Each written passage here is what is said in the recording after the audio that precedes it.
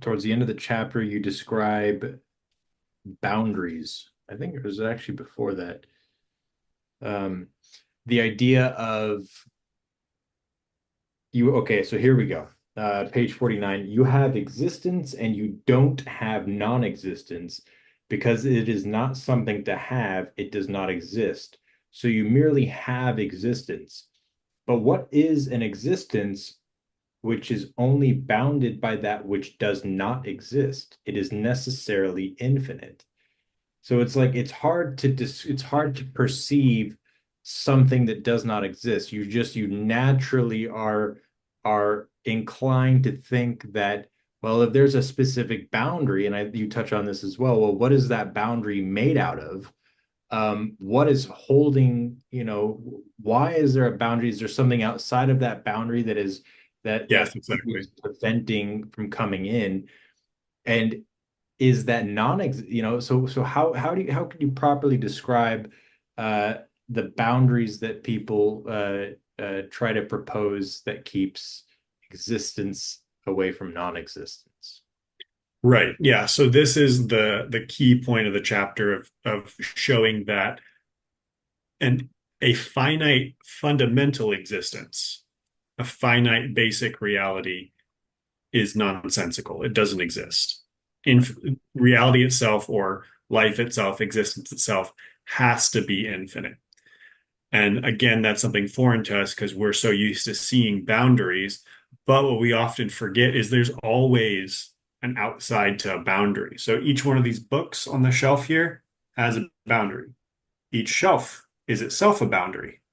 The whole thing itself has a boundary. But the thing is, each one of those boundaries has an outside, and the outside is made of something and then continues on into something else. So if we're talking about fundamental, basic, core existence or reality or whatever you want to say, what would it look like for that to be a finite thing, for that to have an end? What would be beyond the end of existence? Well, there's really only one option. It would have to be non-existence because anything that exists is existence, right? It's a piece of existence.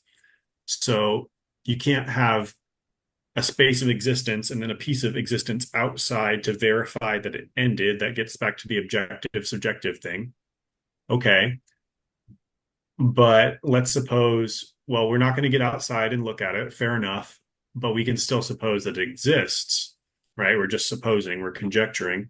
So if there's an end, a boundary to existence, well, the only thing that could be is non-existence. Non-existence would have to be the boundary of existence. And you let in right there at the crux of it, where it's we when we're talking about this almost seems rational because we'll say, well, there's existence and then there's non-existence. But you can't say that because now you've said there's two things next to each other. No, no, no. There's existence and there's not non-existence. So there's only existence. And if the boundaries of existence only exist in the non-existent, that means they don't exist. So there's only an unbounded existence, and that means existence is infinite.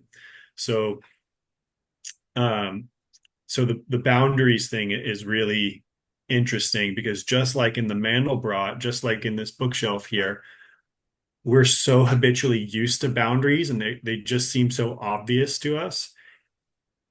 It seems weird to say something doesn't have a boundary or something can't have a boundary.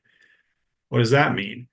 But when you look into the nature of the thing itself and you're looking at fundamental existence, actually, it's the opposite. Actually, there's no way to suppose a bounded fundamental existence.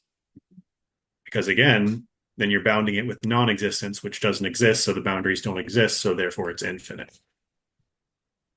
I think that's perfectly well said.